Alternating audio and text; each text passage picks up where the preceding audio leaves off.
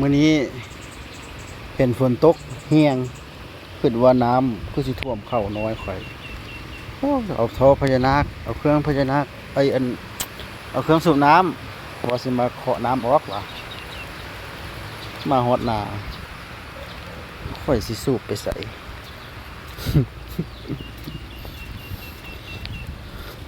เป็นทะเลไปแล้วหุ่นน่ะให้ค่อยสูบไปใส่ เบิ่งดูอันนี้ห้องได้นี่อันนี้ให้หน้านี่เข้าค่อย น้ำเบิ่งผู้โอ้ทั้งทึงผู้น้ำท่วมคลองทั้งทึงนะโอ้ยฝากทึงเห็นเขาลงโทรศัพท์มาเบิ่งหน้าเจ้าของว่าจะเอาเครื่องสูบน้ำมาสูบน้ำออกหวะไปมันต้องเห็ดหยังมื้อนี้มื้อนอน